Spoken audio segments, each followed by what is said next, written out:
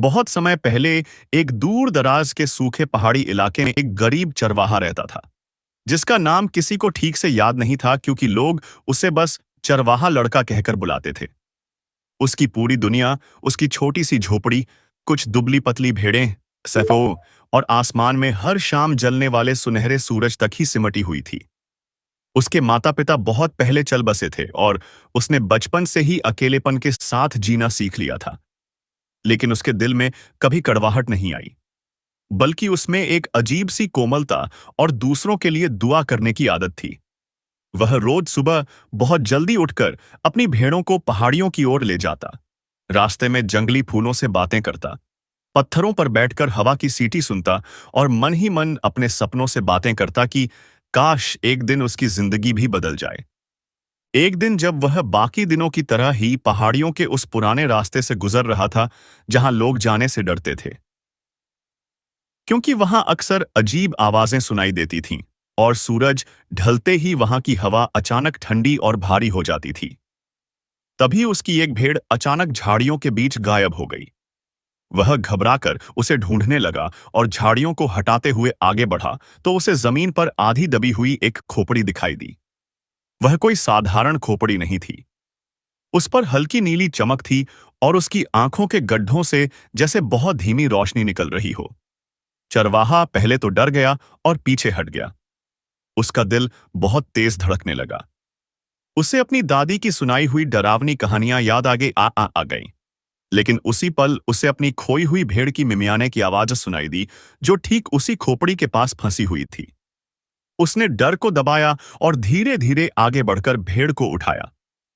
जैसे ही उसके हाथ खोपड़ी से हल्के से टकराए, वैसे ही एक गहरी लेकिन बेहद शांत आवाज उसके कानों में गूंज उठी और कहा कि डर मत, मैं तुझे नुकसान नहीं पहुंचाऊंगी। मैं सदियों से यहां पड़ी हूं और किसी ऐसे इंसान का इंतजार कर रही थी जिसका दिल लालच से भरा न हो। चरवाहा कांपते हुए वहीं बैठ गया और बोला कि वह तो बस एक गरीब लड़का है, उसके पास न ताकत है न ज्ञान। तब खोपड़ी ने धीमी हंसी के साथ कहा कि दुनिया को बदलने के लिए ताकत नहीं, सच्चा दिल चाहिए। उसने बताया कि वह कभी एक बहुत बड़े और समृद्ध राज्य की संरक्षक थी, लेकिन राजा के अहंकार और लोगों के दुखों से मुंह मोड़ लेने के कारण उसे श्राप मिल गया और उसकी आत्मा इस खोपड़ी में कैद हो गई। वह तभी मुक्त हो सकती थी जब कोई ऐसा इंसान मिले जो बिना किसी स्वार्थ के दूसरों की मदद करे।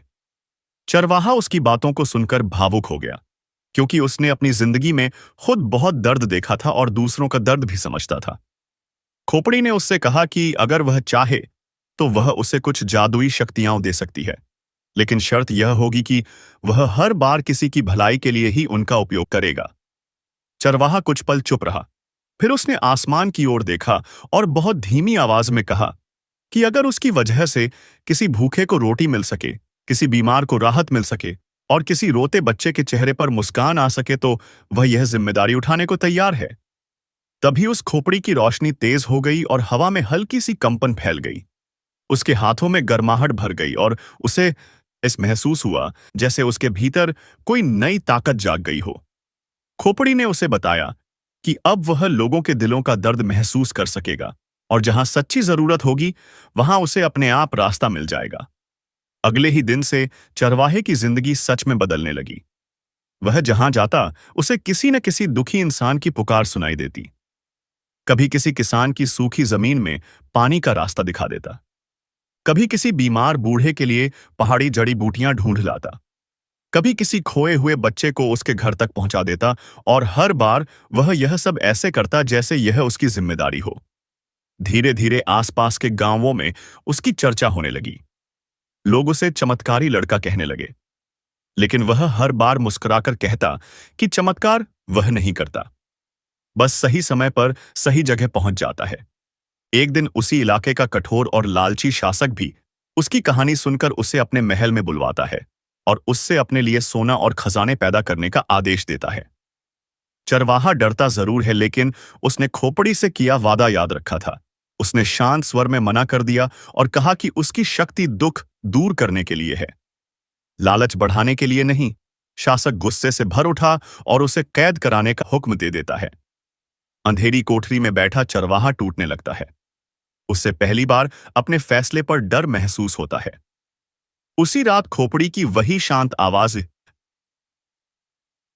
उसके भीतर गूंजती है और कहती है कि सच्चाई की राह हमेशा कठिन होती है, लेकिन यही राह असली आजादी तक ले जाती है। उसी पल कोठरी की दीवार में एक पुरानी दरार खुल जाती है और वह बाहर निकलने में सफल हो जाता है। बाहर निकलकर वह गांव वालों को शासक के अन्याय के बारे में बताता है। लोग जो पहले डर के कारण चुप थे, अब एकजुट हो जाते हैं और बिना हिंसा के, बिना हथियार उठाए, केवल अपनी एकता और सच्चाई की ताकत से उस शासक को झुकने पर मजबूर कर देते हैं। जब सब कुछ शांत हो जाता है और लोग अपने अपने घर लौटते हैं, उसी पहाड़ी पर जहां से यह सब शुरू हुआ था, चरवाहा अकेला खड़ा होता है और अपनी आंखों में आंसू लिए उस जगह को देखता है जहां उसने पहली बार उस जादुई खोपड़ी को देखा था। तभी हल्की रोशनी फिर उभरती है और खोपड़ी की आवाज आती है कि उसका काम पूरा हो गया है, क्योंकि अब उस इलाके में सिर्फ एक नहीं, बल्कि बहुत से दिल जाग चुके हैं। और जैसे ही वह आखिरी बार धन्यवाद कहता है, वह नीली रोशनी हवा में घुल जाती है। खोपड़ी हमेशा के लिए मिट जाती है और गरीब चरवाहा, जो कभी बस भेड़ों के पीछे चलने वाला एक अनजान लड़का था, अब लोगों के लिए उम्मीद की एक शांत सी रोशनी बन चुका होता है। और वह बिना किसी गर्व के, बिना किसी शोर के, फिर से अपनी भेड़ों के साथ उसी पुराने रास्ते पर चल पड़ता है, क्योंकि उसके लिए सबसे बड़ा जादू अब यह था कि दुनिया में थोड़ी सी अच्छाई बढ़ चुकी थी।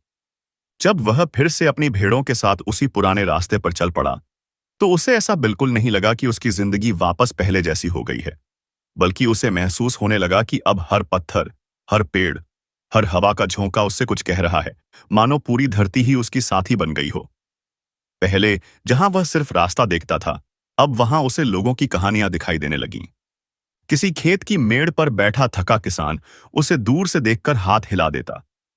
कोई मां अपने बच्चे को उसकी ओर इशारा करके कहती कि देखो, यही है वह लड़का जो खोए हुए रास्तों को वापस जोड़ देता है। लेकिन चरवाहा इन सब बातों को सुनकर भी अपने भीतर एक अजीब सी खाली जगह महसूस करता था, क्योंकि जादुई खोपड़ी की वह शांत आवाज स्वयं अब उसके कानों में नहीं गूंजती थी। वह रात को अपनी झोपड़ी के बाहर बैठकर तारों को देखता और मन ही मन सोचता कि क्या सच में वह सब खत्म हो गया, या कोई और परीक्षा अभी बाकी है।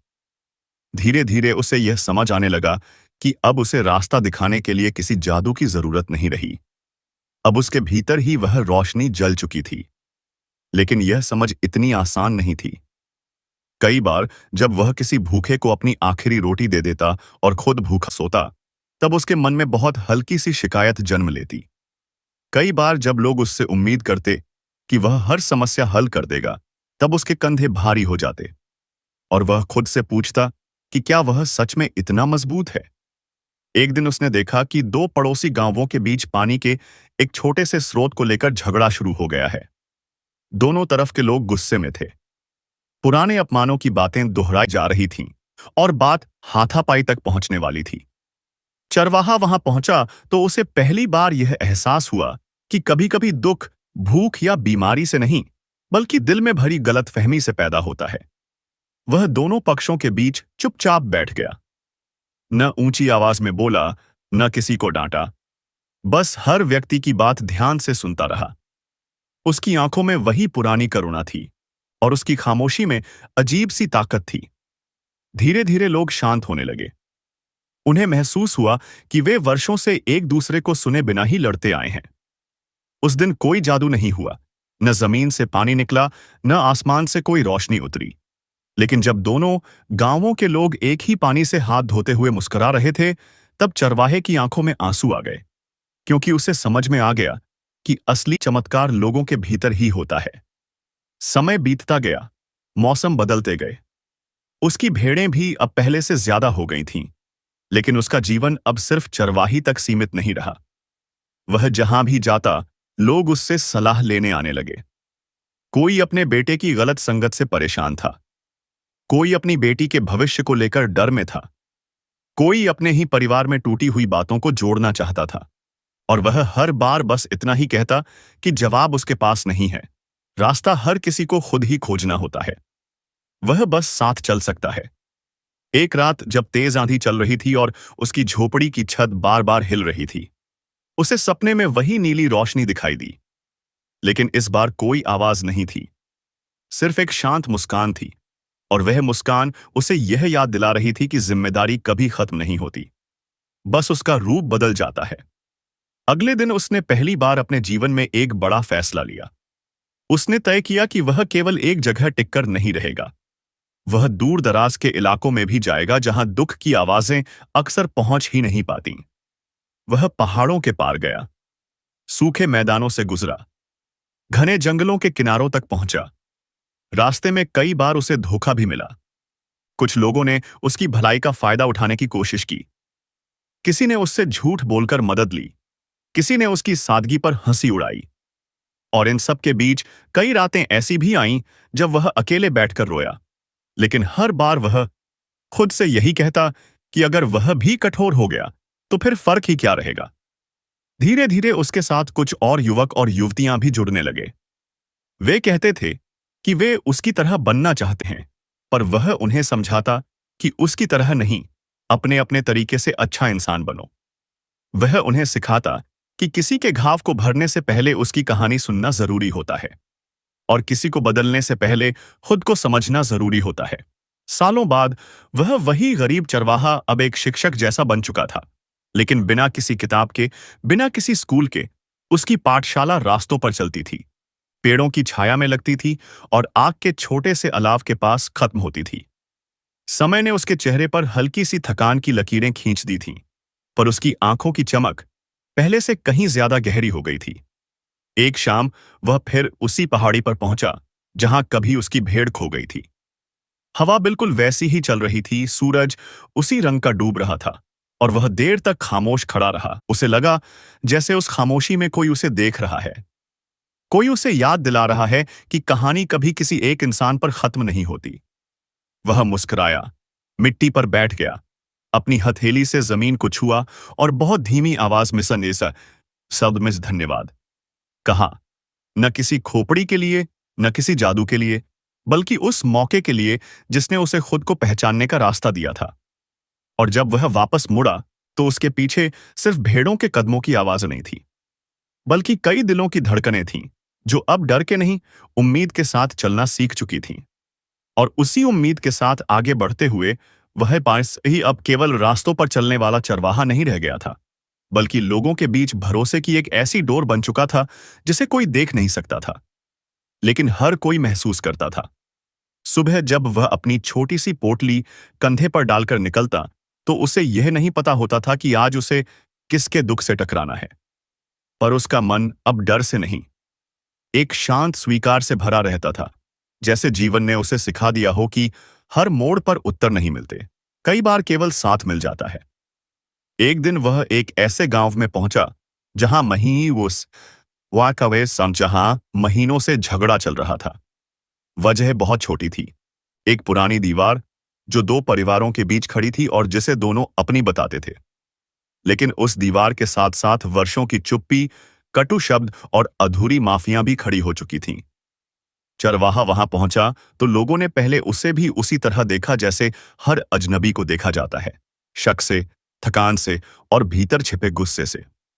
उसने किसी से कुछ नहीं पूछा, बस उसी दीवार के पास बैठ गया और बच्चों के साथ मिट्टी से छोटे छोटे घर बनाने लगा। थोड़ी देर में दोनों परिवारों के बच्चे वहां आ गए। वे खेलते रहे, हंसते रहे, और उनकी हंसी उसी दीवार से टकराकर लौटने लगी। धीरे धीरे बड़े भी पास आकर खड़े हो गए, और पहली बार उन्होंने महसूस किया कि जिस दीवार को वे अपनी पहचान मान बैठे थे, वही उनके बच्चों के खेल में सबसे बड़ा रोड़ा बन गई थी। चरवाहा तब भी कुछ नहीं बोला। उसने बस मिट्टी का एक छोटा घर उठाकर दीवार के दोनों ओर रख दिया और मुस्कुरा दिया। उस दिन कोई फैसला नहीं हुआ, कोई लिखित समझौता नहीं बना, लेकिन उस रात पहली बार दोनों घरों में दिए एक साथ जले, और कुछ दिनों बाद वही दीवार चुपचाप गिरा दी गई, क्योंकि अब उसे गिराने के लिए किसी बहस की जरूरत नहीं थी। इसी तरह उसकी यात्रा चलती रही। कभी वह सूखे कुएं के किनारे बैठकर लोगों को यह समझाता कि पानी से पहले भरोसे को भरना जरूरी है। कभी किसी माँ के साथ बैठकर देर रात तक उसके बेटे के लिए चिंता सुनता रहता, कभी किसी बूढ़े के साथ चुपचाप आग तापता रहता। और उस चुप्पी में ही उसे यह एहसास हो जाता कि कई बार सबसे बड़ी मदद शब्द नहीं, साथ होता है। लेकिन उसके भीतर भी एक संघर्ष लगातार चलता रहता था, क्योंकि जितना वह दूसरों के दर्द से जुड़ता जा रहा था, उतना ही उसका अपना अकेलापन भी साफ दिखाई देने लगा था। कई रातें ऐसी होती थीं जब वह किसी पेड़ के नीचे लेटा आसमान को देखता और सोचता कि क्या उसके लिए भी कहीं कोई जगह है जहां वह थककर बैठ सके, जहां उससे कोई उम्मीद न रखे, जहां वह सिर्फ एक साधारण इंसान बनकर रह सके। और फिर अगले ही पल उसे किसी दूर से आती रोने की आवाज याद आ जाती, किसी कांपते हुए हाथों की पकड़, किसी बूढ़ी आंखों की उम्मीद, और वह खुद को समझा लेता कि शायद यही उसकी जगह है। चलते रहना, जुड़ते रहना, टूटे हुए मनों के बीच एक पुल बनते रहना। धीरे धीरे उसकी उम्र बढ़ने लगी। उसके बालों में सफेदी उतर आई। चाल में पहले जैसी फुर्ती नहीं रही, लेकिन उसकी आंखों की शांति और गहरी हो गई। अब जब वह किसी गांव में पहुंचता तो लोग उसे दौड़कर बुलाने नहीं आते थे, बल्कि धीरे से पास आकर बैठ जाते थे, जैसे उसकी मौजूदगी ही काफी हो। एक दिन रास्ते में उसे वही युवक और युवतियां मिले जो कभी उसके साथ चले थे। अब वे अपने अपने इलाकों में लोगों की मदद कर रहे थे। कोई बच्चों को पढ़ाता था, कोई बीमारों की देखभाल करता था, कोई झगड़ों में बातचीत का रास्ता बनाता था। उन्हें देखकर उसके मन में अजीब सी भरावन महसूस हुई, जैसे वर्षों पहले बुझ चुकी उस नीली रोशनी की एक एक चिंगारी अब कई दिलों में जल रही हो। और उसी पल उसे पहली बार यह भरोसा हुआ कि अगर वह एक दिन रुक भी गया तो कहानी रुकेगी नहीं, आगे बढ़ जाएगी। उसी शाम वह एक छोटे से मैदान में बैठा, जहां हवा बहुत हल्की थी और घास धीरे धीरे हिल रही थी। उसने अपनी पोटली खोली, उसमें रखी सूखी रोटियों को देखा और मुस्कुराया। उसे याद आया कि कभी वह खुद भी कितनी बार भूखा सोया था और आज भी कई बार सोता है, लेकिन अब उसके भीतर वह खालीपन नहीं था जो पहले होता था। अब भूख के साथ साथ संतोष भी रहता था।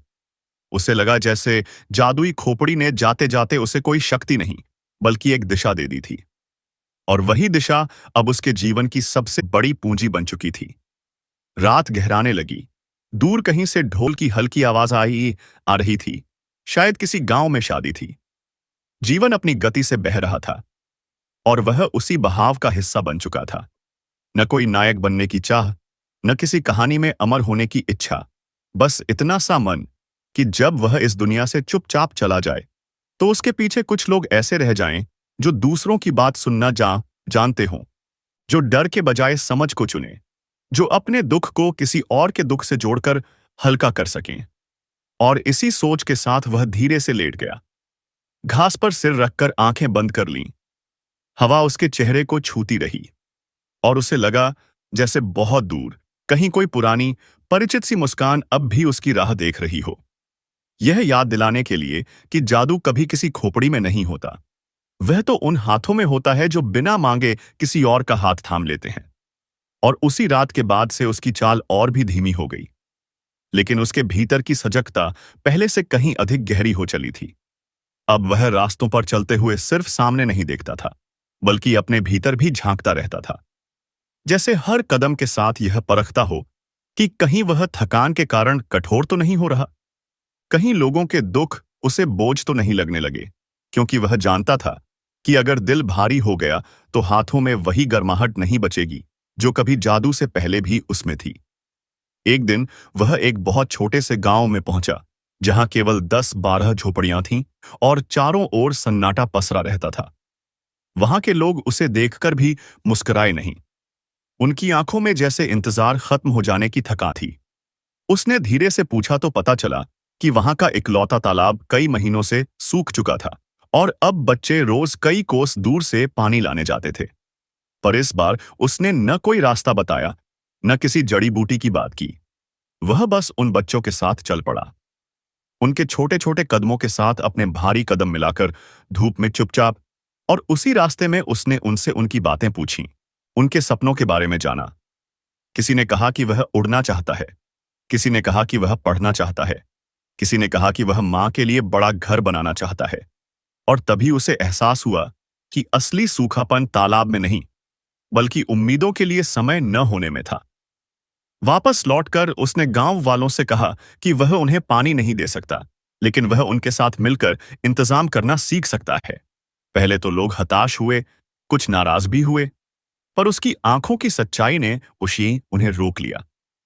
अगले कई दिनों तक वह उनके साथ पहाड़ियों के बीच छोटे रास्ते तलाशता रहा।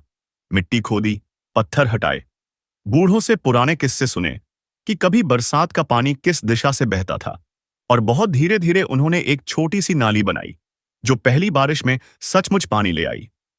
वह पानी बहुत कम था, पूरा गांव भर देने के लिए नहीं, लेकिन वह इतना जरूर था कि लोगों के मन में फिर से काम करने की ताकत लौट आए। उस दिन जब पहली बार किसी बच्चे ने उसी नाली में पैर डालकर छींटे उड़ाए, तो चरवाहा दूर खड़ा होकर मुस्कुराता रहा। उसे पहली बार यह लगा कि अब वह किसी समस्या का हल नहीं, बल्कि लोगों को खुद हल तक पहुंचने का साहस दे पा रहा है। और यही शायद उसकी सबसे बड़ी सीख बन चुकी थी।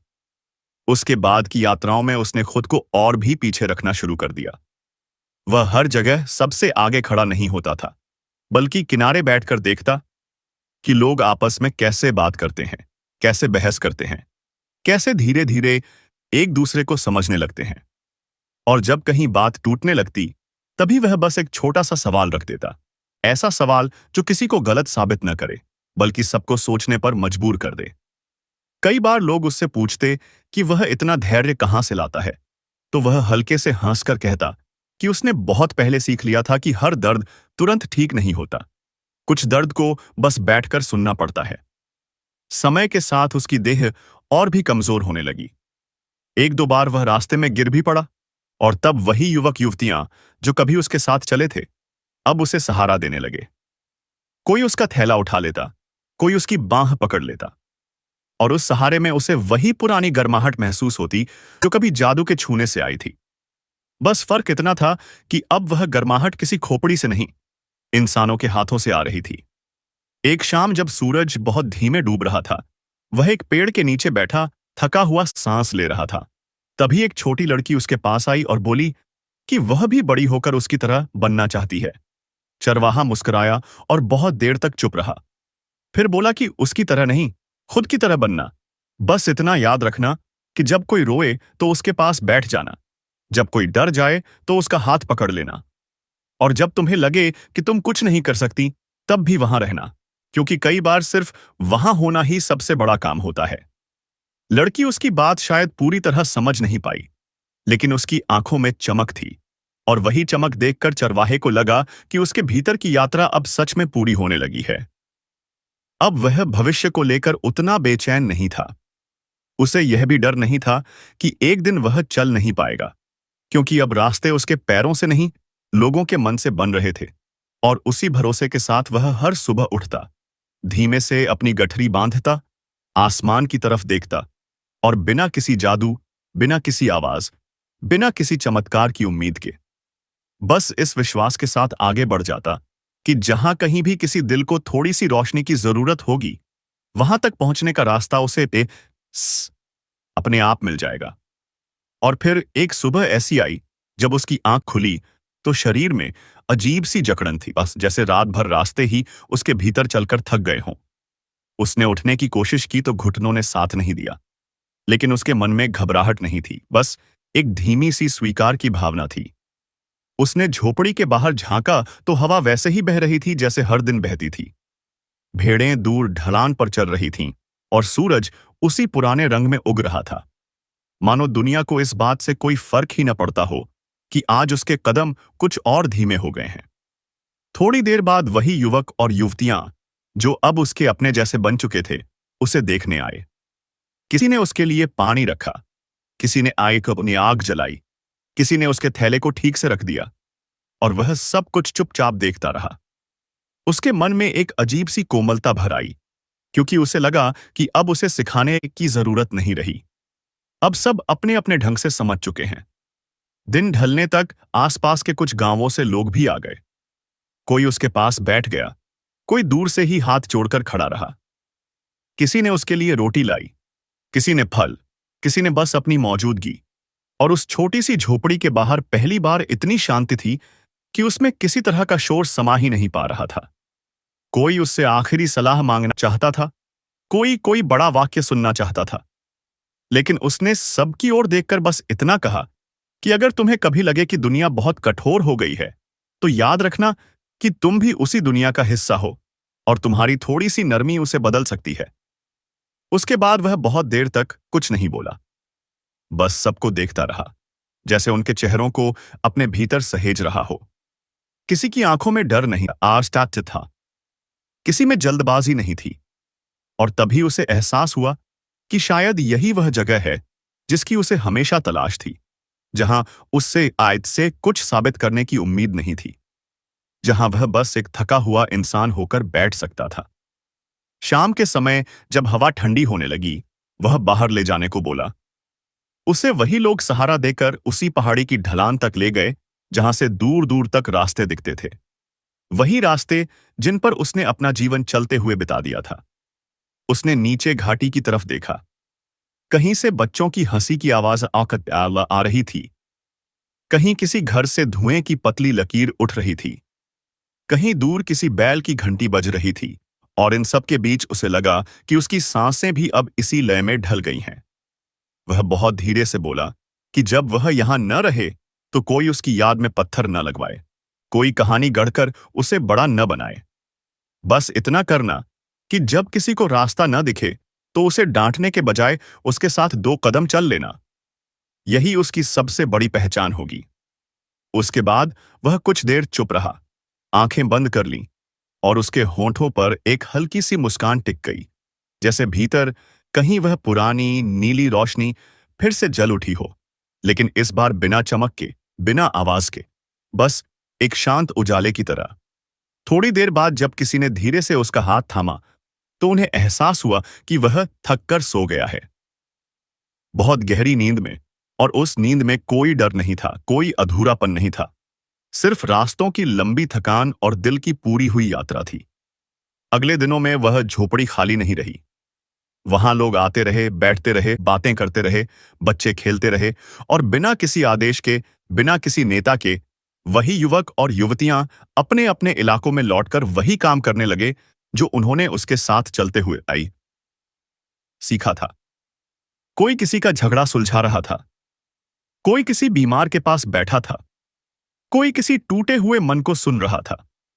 और धीरे धीरे उस पूरे इलाके में एक अजीब सी खामोश परंपरा बन गई कि जब किसी को मदद करनी हो तो पहले यह नहीं पूछा जाएगा कि फायदा क्या है, बल्कि यह देखा जाएगा कि सामने वाला इंसान कैसा महसूस कर रहा है। साल बीतते गए, लोग बदलते गए, चेहरे बदलते गए, लेकिन पहाड़ी से उतरते रास्तों पर चलते हुए कई बार किसी बच्चे का हाथ किसी बूढ़े का हाथ थाम लेता, किसी अनजान को कोई पानी पकड़ा देता, किसी रोते हुए को कोई बिना पूछे कंधा दे देता। और अगर कोई पूछता कि यह सब तुम्हें किसने सिखाया, तो जवाब में कोई नाम नहीं लिया जाता। बस इतना कहा जाता कि एक बार एक गरीब चरवाहा रास्तों पर चलता था और उसने हमें चलना नहीं, इंसान बनना सिखा दिया। और समय की उसी शांत धारा में कहानी आगे बढ़ती रही, बिना किसी शोर के, बिना किसी लिखे हुए इतिहास के, बस लोगों की आदतों में घुलकर। अब उस पहाड़ी के पास कोई झोपड़ी नहीं थी, केवल एक खुला सा मैदान था जहां घास हर बरसात के बाद और हरी हो जाती थी। लेकिन अजीब बात यह थी कि उस जगह पर आते ही लोगों की आवाज और अपने आप धीमी हो जाती थी, जैसे हवा खुद उनसे धीरे बोलने को कह रही हो। कई साल बाद उसी इलाके में एक छोटा सा लड़का अपनी मां के साथ आया। वह बहुत चुप रहने वाला बच्चा था। स्कूल में उससे कोई ठीक से बात नहीं करता था। लोग कहते थे कि वह डरपोक है, कमजोर है, कुछ नहीं कर पाएगा।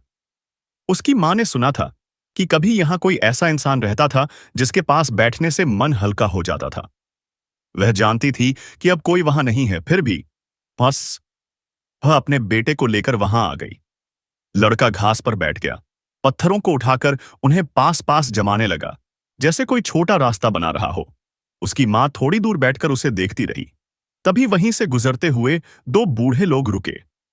उन्होंने बच्चे को देखा और आपस में मुस्कुराकर बोले, बेइस्तफा, कि देखो, बिल्कुल वैसा ही करता है।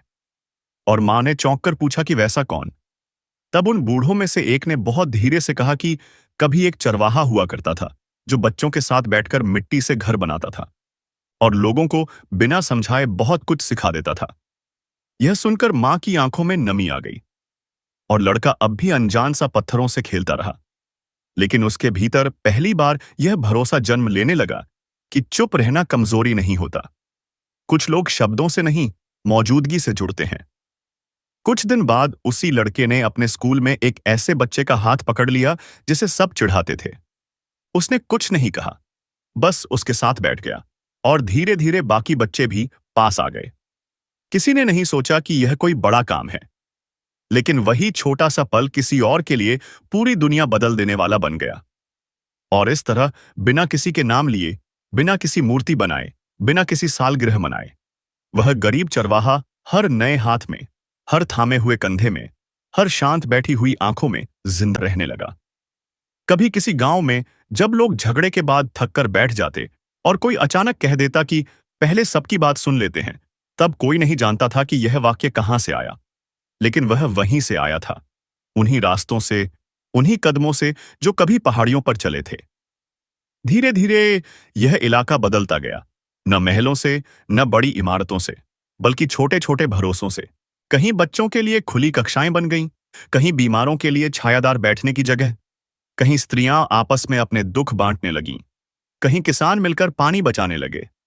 और इन सब के बीच किसी को यह जरूरत ही नहीं पड़ी कि कोई आकर बताए कि सही क्या है, क्योंकि सही होना अब आदेश नहीं, आदत बन चुका था। कई सालों बाद जब वही युवक युवतियां बहुत बूढ़े हो चुके थे, वे कभी कभी किसी आग के पास बैठकर बच्चों से कहते कि बहुत पहले जादू की एक खोपड़ी की कहानी सुनी थी, और बच्चे हंसकर पूछते कि क्या सच में जादू होता है।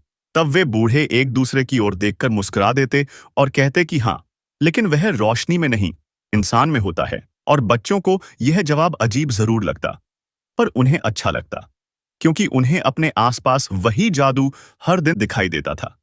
किसी के लिए बचाकर रखी गई रोटी में, किसी के लिए रोके गए अपमान में, किसी के लिए बिना मांगे किए गए इंतजार में। और अगर कभी कोई थककर पूछ बैठता कि आखिर यह सब करना क्यों जरूरी है, तो कोई साफ उत्तर नहीं होता। बस यही कहा जाता कि क्योंकि कभी एक गरीब चरवाहा हमें यह दिखा गया था कि दुनिया बदलने के लिए बहुत बड़ा होना जरूरी नहीं, बस थोड़ा सा नरम होना काफी होता है। और इस तरह उसकी कहानी किसी किताब में नहीं, बल्कि लोगों की सांसों में, उनके छोटे छोटे फैसलों में और उनके रोजमर्रा के व्यवहार में बहती रही। जैसे कोई अदृश्य नदी जो दिखती नहीं, लेकिन जहां से गुजरती है वहां की जमीन को धीरे धीरे जिंदा कर देती है। और उसी अदृश्य नदी की तरह वह असर आगे भी बहता रहा। पीढ़ियां बदलती रहीं, चेहरे बदलते रहे, कपड़े बदलते रहे, भाषा के शब्द भी धीरे धीरे नए होते गए। लेकिन लोगों के भीतर एक छोटी सी आदत जड़ जमा चुकी थी कि किसी बात पर तुरंत गुस्सा करने से पहले एक बार रुककर सामने वाले की आंखों में देख लिया जाए, किसी को गलत ठहराने से पहले उसकी कहानी सुन ली जाए, और किसी की मदद करते समय यह न सोचा जाए कि बदले में क्या मिलेगा, बल्कि यह सोचा जाए कि अगर मैं उसकी जगह होता तो मुझे क्या चाहिए होता।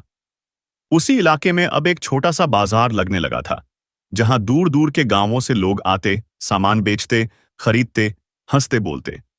और वहीं पास के पेड़ के नीचे एक खुली जगह बनी रहती, जहां कोई भी आकर बैठ सकता था, चाहे उसके पास पैसे हों या न हों।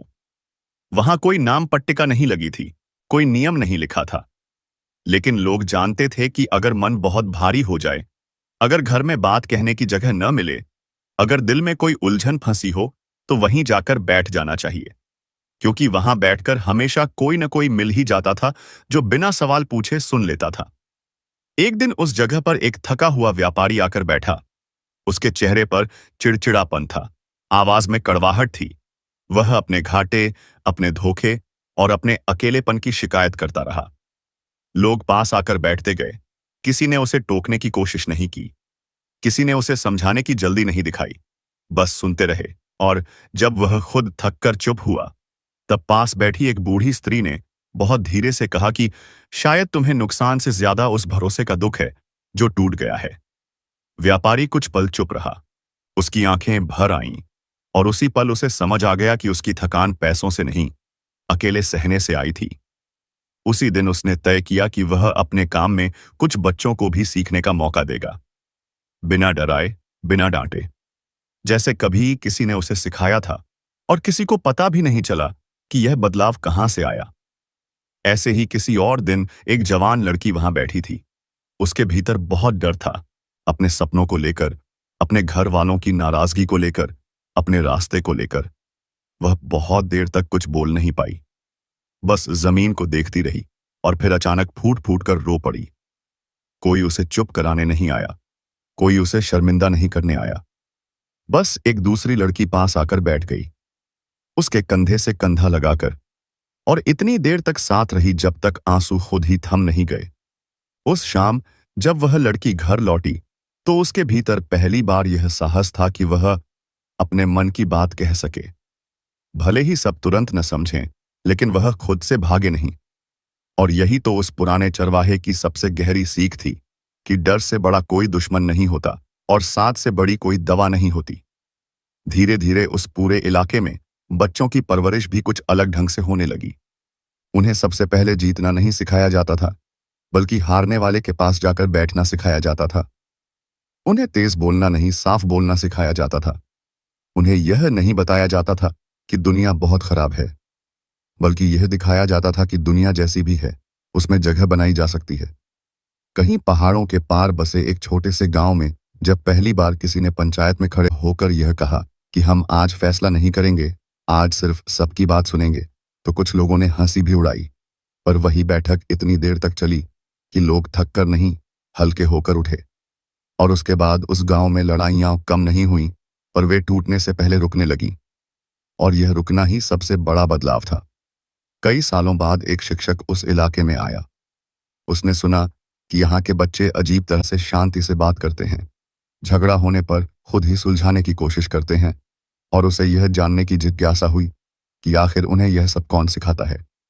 उसने लोगों से पूछा तो कोई ठोस नाम नहीं मिला। कोई बोला कि हमारे बड़े ऐसे ही करते थे, कोई बोला कि हमने अपने पड़ोसियों से सीखा, कोई बोला कि हमें बस अच्छा लगा तो हमने भी वैसा ही करना शुरू कर दिया। और उस शिक्षक को पहली बार यह समझ में आया कि असली शिक्षा कभी किताबों से शुरू नहीं होती, वह माहौल से पैदा होती है, आदतों से बनती है और रिश्तों में पलती है। उसी रात वह भी उस खुले मैदान में बैठा, देर तक चुपचाप हवा को महसूस करता रहा, और उसे लगा जैसे कहीं बहुत दूर से कोई अनदेखा हाथ उसके कंधे पर रखा गया हो। कोई आवाज नहीं थी, कोई चमक नहीं थी, बस यह एहसास था कि वह अकेला नहीं है। और यही एहसास कभी किसी गरीब चरवाहे ने लोगों को दिया था, बिना जाने कि उसका नाम कभी याद रखा जाएगा या नहीं, बिना ये सोचे कि उसकी कहानी कहीं लिखी जाएगी या नहीं। वह बस चलता रहा था, जुड़ता रहा था, और अपने छोटे छोटे फैसलों से लोगों को यह सिखाता रहा था कि अच्छाई कोई बड़ी घोषणा नहीं होती, वह तो रोज का छोटा अभ्यास होती है। और अब इतने बरसों बाद भी जब कोई थका हुआ इंसान किसी अजनबी के पास बैठकर पहली बार खुलकर बोल पाता था, जब कोई बच्चा किसी रोते हुए बच्चे का हाथ थाम लेता था, जब कोई गुस्से में भरा हुआ आदमी एक पल रुककर सांस ले लेता था, तब बिना किसी को पता चले, बिना किसी कहानी सुनाए, वही गरीब चरवाहा फिर से उसी रास्ते पर चल पड़ता था। लोगों के भीतर, उनकी आदतों में, और उनकी उस चुप सी उम्मीद में जो हर दिन दुनिया को थोड़ा सा बेहतर बनाने की कोशिश करती रहती है। और इसी तरह समय अपनी धीमी लेकिन अडिग चाल से आगे बढ़ता रहा। और उस पूरे इलाके में अब यह बिल्कुल साधारण बात मानी जाने लगी थी कि अगर कोई रास्ते में गिर जाए तो लोग पहले यह नहीं पूछते थे कि गलती किसकी है, बल्कि यह देखते थे कि उठाने के लिए सबसे पास कौन खड़ा है।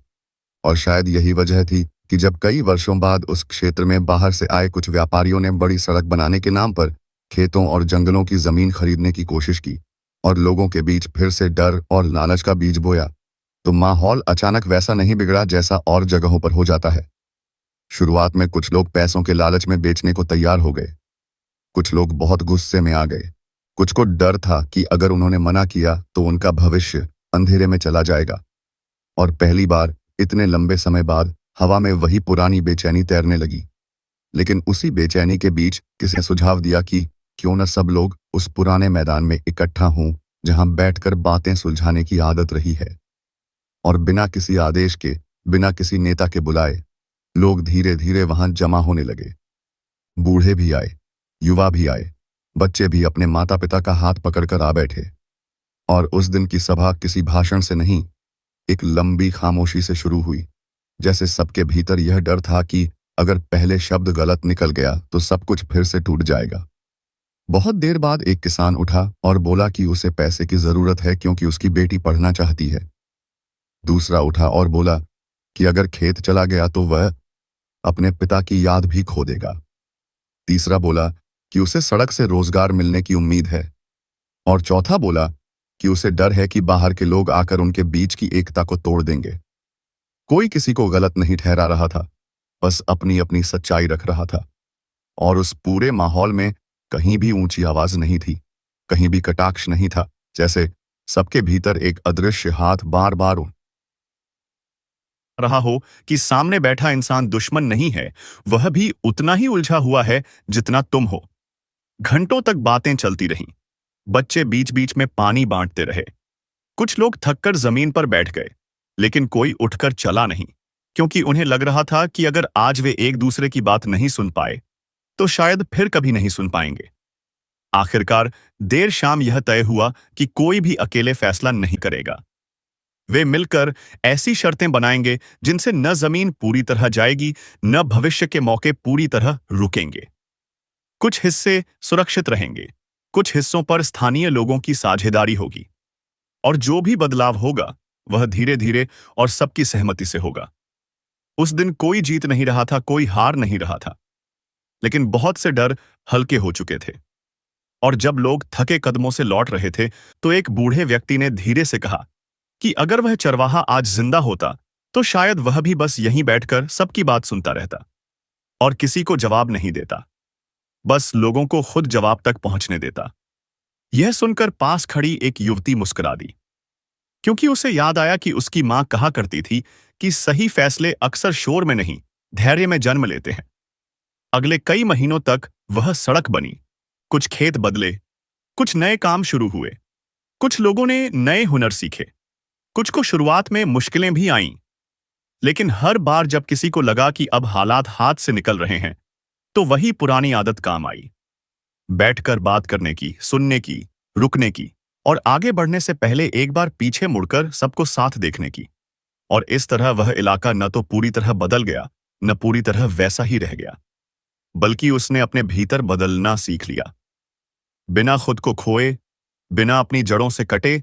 और कहीं दूर किसी पहाड़ी के पुराने रास्ते पर अब भी कभी कभी हवा बहुत हल्के से सरसराती थी, जैसे किसी अनदेखे पैरों की आहट हो।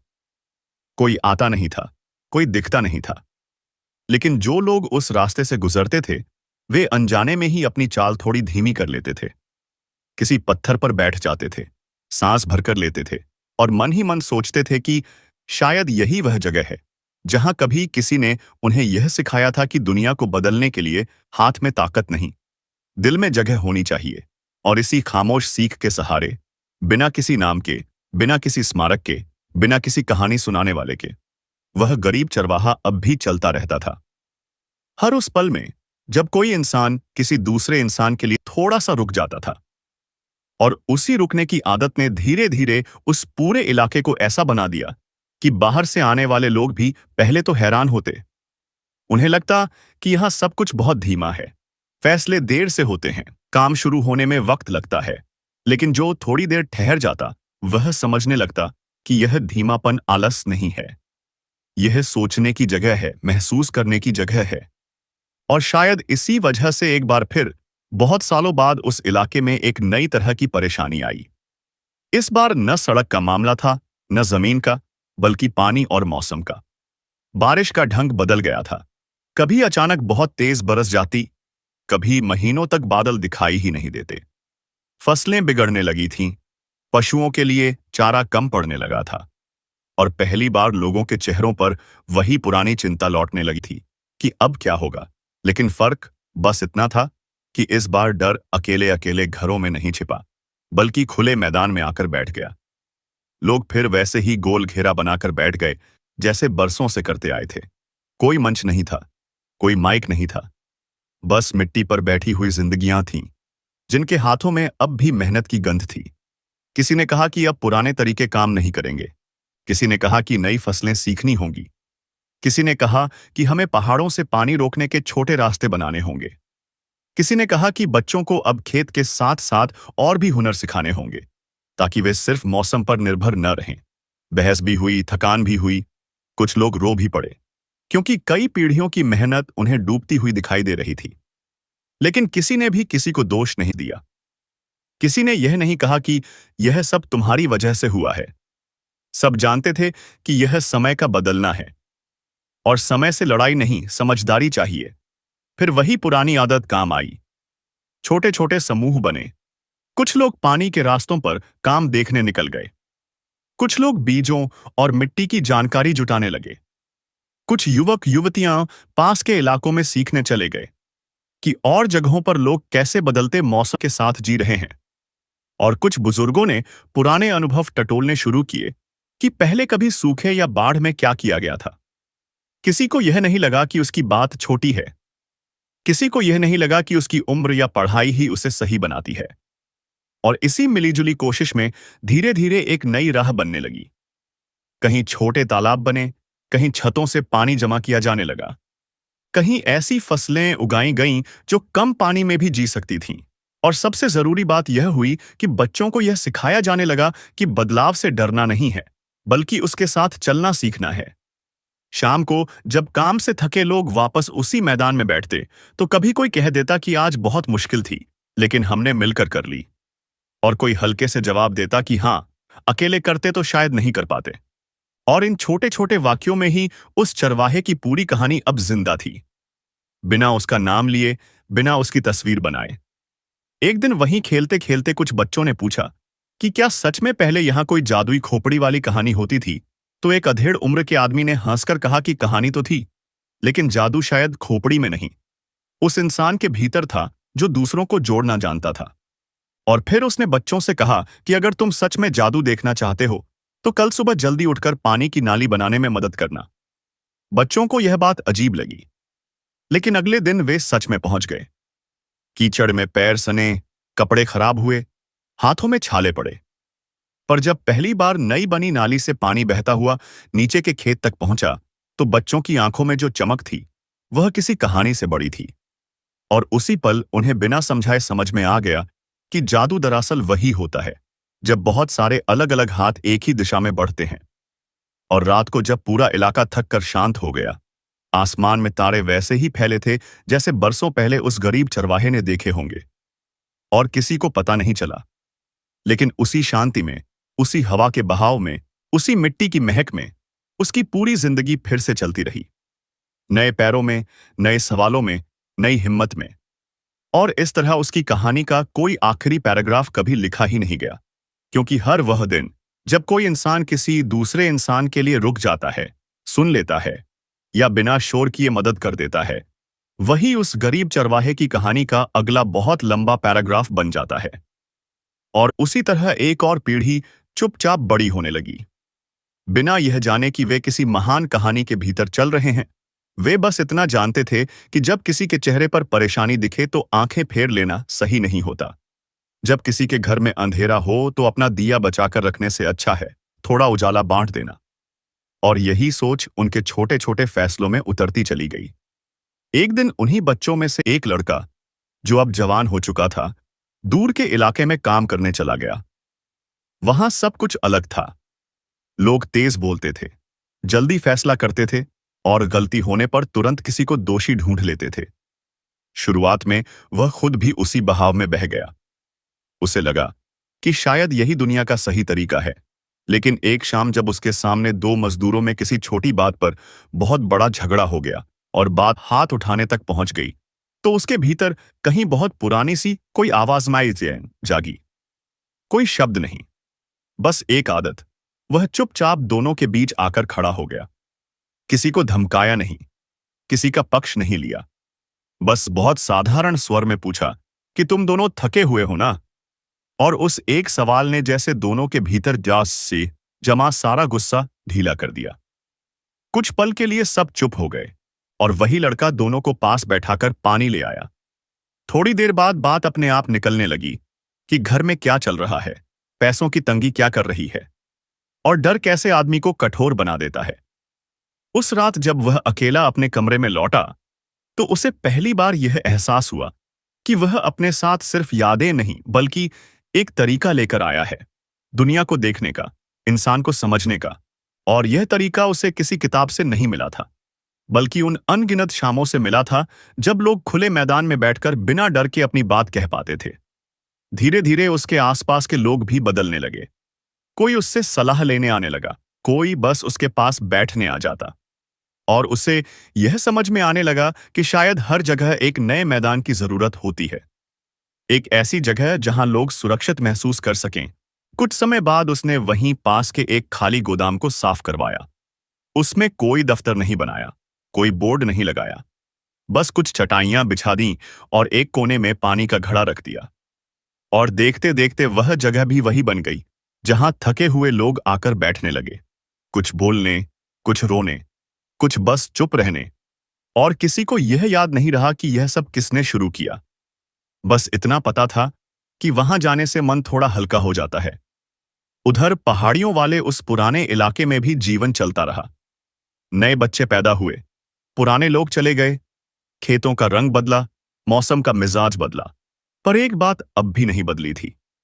जब कोई बड़ी परेशानी आती तो सबसे पहले लोग यही कहते कि चलो बैठकर बात करते हैं। और इसी वाक्य में पीढ़ियों की पूरी विरासत सिमट गई थी। कभी किसी माँ को अपनी बेटी के भविष्य को लेकर डर लगता तो वह उसे समझाने से पहले उसके पास बैठती। कभी किसी पिता को अपने बेटे की चुप्पी समझ नहीं आती तो वह उसे डांटने से पहले उसके साथ चाय पीता। और कभी कोई बच्चा किसी दोस्त से नाराज होता तो वह स्कूल से लौटते हुए रास्ते में उसके साथ चल लेता, बिना बात किए, बस साथ चलते हुए। और इन छोटे छोटे पलों में वह गरीब चरवाहा अब किसी कहानी का पात्र नहीं रहा था। वह लोगों की आदत बन चुका था, उनके व्यवहार में उतर चुका था, उनके भीतर की वह जगह बन चुका था जहां गुस्से से पहले रुकावट आती है और डर से पहले सहारा।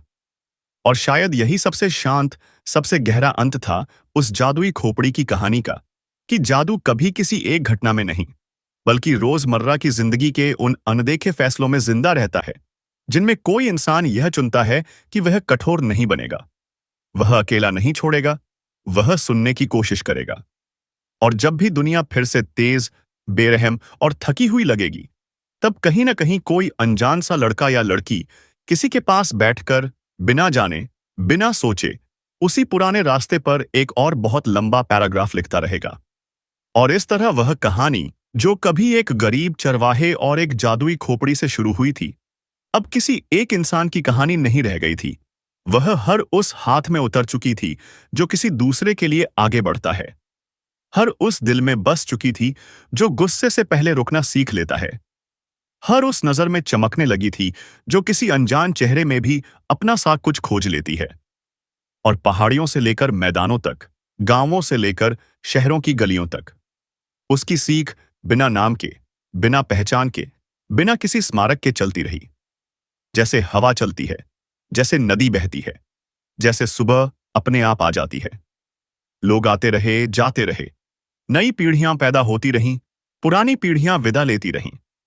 लेकिन हर बार जब कोई बच्चा किसी रोते हुए दोस्त के पास बैठ जाता, जब कोई थका हुआ इंसान किसी अनजान के लिए थोड़ा रुक जाता, जब कोई माँ, कोई पिता, कोई शिक्षक, कोई मजदूर, कोई व्यापारी ये अपने भीतर की कठोरता को थोड़ा ढीला कर देता, तब कहीं न कहीं वही गरीब चरवाहा फिर से मुस्कुरा उठता, बिना दिखाई दिए, बिना सुने गए। और उसकी कहानी का यह आखिरी नहीं बल्कि सबसे सुंदर अध्याय बन जाता, क्योंकि अब यह कहानी किताबों में नहीं, लोगों की जिंदगी में लिखी जा रही थी। और यही इस कहानी का सच्चा अंत था कि जादू कभी खत्म नहीं हुआ, बस इंसानों में बांट गया। और अगर आपको यह कहानी अच्छी लगी हो, दिल को छू गई हो, तो हमारे चैनल को सब्सक्राइब करो और वीडियो को लाइक करो, ताकि ऐसी और कहानियां आप तक पहुंचती रहें।